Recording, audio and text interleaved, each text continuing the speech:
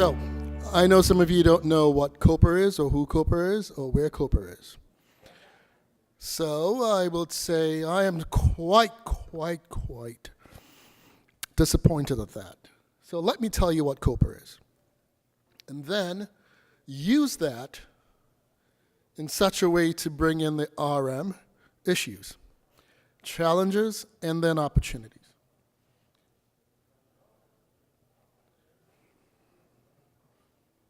Okay.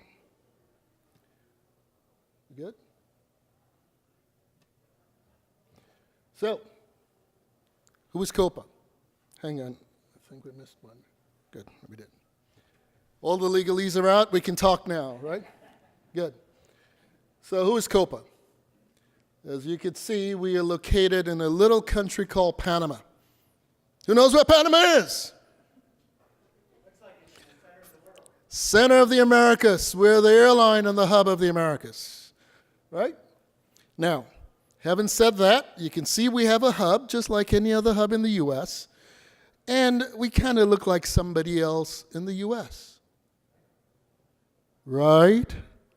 Who? Oh, we're better than United. Now, I want you to look at the top right, the markets that need this hub. What that means, 77% of our passengers come from markets, what we call really thin markets. Markets where there are less than 20 passengers a day that fly out of them to Panama or to anywhere in the world. All right? Having said that, you can see the picture. 75 destinations, 31 countries. Some people don't even know there are 31 countries out there in Latin America. All right? And by the way, we fly to 14 cities in North America. And North America to us includes Canada as well as the US. And we fly to Mexico as well. So we have a very unique brand of customer types. We fly business people, traders, leisure, not necessarily US or Canadian, but a lot of Brazilians, a lot of Argentinians, a lot of Uruguayans, a lot of Mexicans, a lot of Colombians. And most people are not used to that, and a lot of the data around these guys is not standard. Now, that is our strength, right? And you can see this number continues to increase. We fly to different cities in some of these countries. Names you've never heard of before. Who can name more than 5 cities in Colombia? Ooh, not a very great Latin crowd. More than 5 cities in Brazil. And by the way, those cities should not include Rio or Sao Paulo. All right, are you going to get the gist of Copa? So we've got these folks, and they fly to the U.S. They love Orlando from Brazil. They love Orlando from Argentina. They love Cancun as well for leisure. Yes, there's a big leisure business all over Latin America. But there's a strong business traffic out there too. Haiti to Chile. There's a migrant business. There's an immigration business, but there's also a trading business. So having said that, you can see the length of travel could be anywhere from 20 hours to 2 hours. And we've got to maximize that money. The other thing is our infrastructure. 2 sea-level runways. Ooh, what does that mean? But that talks about operation. And you can see the amount of nonstops to international destinations per day compared to anybody else in Central America, which is sort of the median distance between south and north. And we're building a new terminal, and we've got we'll get to that in a second, lots of airplanes. On time, the best on time you can think of. And we've got a loyalty program as well, so that talks about data, and I'll get to that in a sec. And technology. Yes, we're building apps and responsive websites, which is sort of passe in some respects. You'd be surprised, desktop technology is still pretty big there. And we also have an ultra low-cost carrier called Wingo. and that will bring in a bit into the challenges that we do see. Wingo operates out of Colombia, and you can see on this map, we're just about 4 airplanes. We operate to Mexico, the Caribbean, and also Central America. Economy is everything, and we've had some pretty tough years. As you can see, Latin America is coming back and forecasted to be up about 2% after some huge downturns in specific countries. But who knew this? Did you know this? How many of you knew this? Wow, I love it. That's a hub, though. Great country. The dollar is the dollar in Panama. And if you look at the rest of the world, Latin America is on track, just like Southeast Asia. And so, we're getting there. We got some momentum behind us. Order book is great. Got great new airplanes. We're traded on the New York Stock Exchange. And you can see how many airplanes we do operate. We're not small, but small in comparison to a United 600-700 airplanes. Flexibility in the fleet plan, and we're building our network daily, more than daily. We've got 2x, 3x. We can make all those things work for some of these markets. But I'm going to hit the key points from an RM standpoint and from a revenue standpoint. Our cost is a key focus in terms of our model. And if you look at that compared to most other carriers that we call legacy carriers, you'll find that we have a pretty compelling cost structure. But if you look at our revenue position, we have a pretty compelling revenue position. And these guys carry significant business traffic, right? If you look at our margins, we've been profitable for a long time. All right? And we got cash. So, I'm going to keep working through this in a bit. You guys don't need all this fancy stuff. But here is one thing for you to think of. If we're going to be profitable and our margins are part of our focus, we've got to find ways to reduce cost. We've got to leverage a loyalty program, bring in ancillary revenues where we can in an elegant way, but also grow our base revenues. And so that is the key. And this is the summary of Copa, which leads me to the challenges. All right. So now I can talk about the challenges. So I'm going to walk around. Hello? Hello? Beautiful. So we got a great model. We carry long-haul passengers, short-haul passengers. We carry passengers who have all sorts of challenges in their travel and all sorts of reasons as to why they travel. We have high-end leisure customers. We have very price-sensitive customers. All of that, and our load factors are pretty high and relative to what our peers are. We used to be in the 70s, now we're in the 80s. So if we're in the mid-80s, that becomes a challenge, and you know what that means. I can't take everybody. And we had all of that explained prior to the point that I got here. We have to say no to some people elegantly. But that also brings in some pricing challenges, right?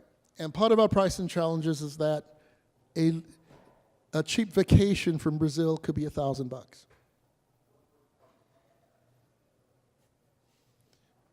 A cheap vacation or flight from San Jose, Costa Rica could be $39. So we've got an extensive mass of demand that we've got to manage and of specific passenger types that we have to manage. Now, the second piece of this is that brand preference is a key for us. And within our customer database and our customer segments, we want to be the preferred choice. So it's not just about price. So the RM challenge is to create brand preference, competitive pricing, as well as positive, or shall I say competitive market share. So let me talk about the challenges. we have low-cost carriers or ultra-low-cost carriers proliferating into Latin America. Most of them have had the European experience, and they're bringing dollars and airplanes to markets where, what did we show you? 77% of those, less than 20 people fly those markets today. In addition to that, our customer data comes from a traditional distribution base. Now, what did you hear earlier on about the traditional distribution base? It's challenging. You get no information about a customer. So one of our key things is to decide, how do we get that information and how do we use it successfully? Next, we're not in the U.S. per se. We're not a carrier based in the U.S. flying U.S. customers coast to coast, north-south. We fly to 31 countries. We are country-specific. And we're no different than an Emirates or a KLM or any of those folks who don't have a big domestic market. And so we're dealing with regulations from all over the place, and we've got to be right specific for those customers. Our platforms have to be adjusted to that from a technology and digital standpoint and made appropriately well to be able to manage that. Which brings me to the RM systems. The RM systems are built off big legacy carriers, one-size-fits-all algorithms. In other words, I call that the wholesale system, and I call it obsolete. For us to do what we need to do effectively, I need a new way to think about RM. Now, let me give you some history about pricing and revenue management. The concept of it is about 30 years old, but it got into its mature stage over 10 years ago. Now, what anyone who provides you with the systems and applications to help run RM, whatever they're selling today is already obsolete. It's 5, 10 years ago. Those concepts and all the challenges we saw is what they're now trying to sell us. It doesn't work for me, and it does not allow us to proliferate. My challenge is to increase revenues. My challenge is to create brand preference. My challenge is to make the customer experience fantastic. If you remember, RM is in the center of everything. One stupid policy makes you the worst customer service provider. Right? But I need technology. I need a retail platform that I can manage those options and those service propositions to the customer. I need to be able to talk to the customer directly. My distribution doesn't permit that. My distribution is 30 years old. And it's not changing, and it is expensive. And by the way, my resellers also have been hooked to this distribution system and don't have the technology base nor the funds to change that. So I've got to be progressive, but to be progressive, I'm being held back and being regressive. Now, what does that mean? Disruption. And that disruption wouldn't come from me because I still depend on the legacy system.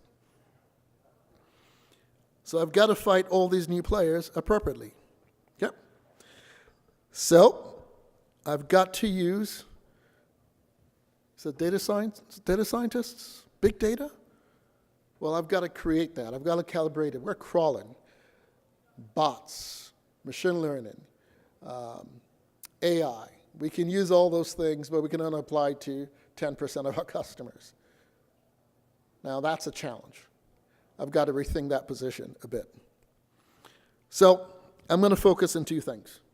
One, I have to run what I call the old school business, wholesale PRM. And what that means, price and availability separately for someone else to aggregate to you, the customer.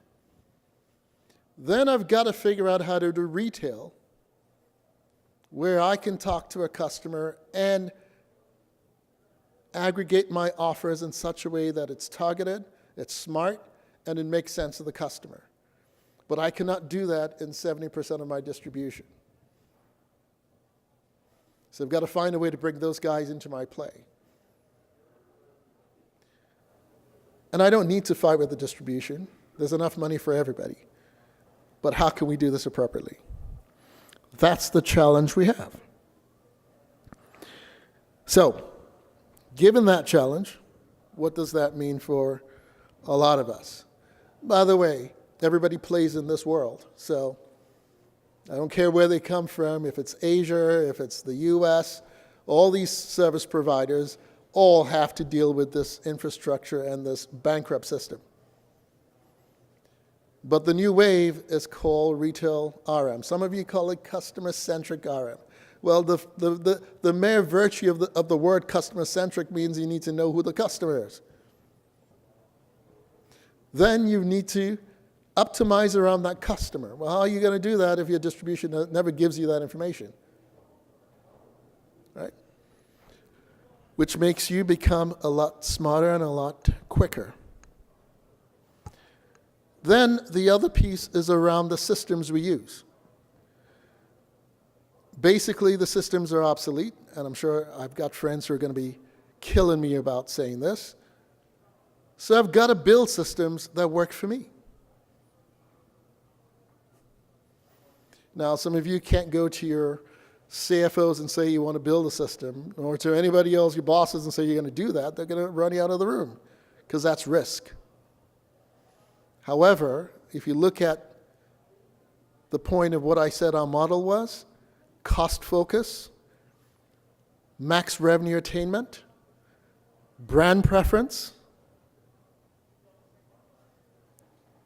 you must change your model. That's all about margin, and that's all about profitability. And that's all about a reputable, strong company. And to do that, we have to get away from the status quo, because it's not going to get us where we need to be. All right? So at this point, I'm not going to go any further. I want us to have a discussion, and I'm going to shut up and let the questions fly. Thank you. Thank you, Chris.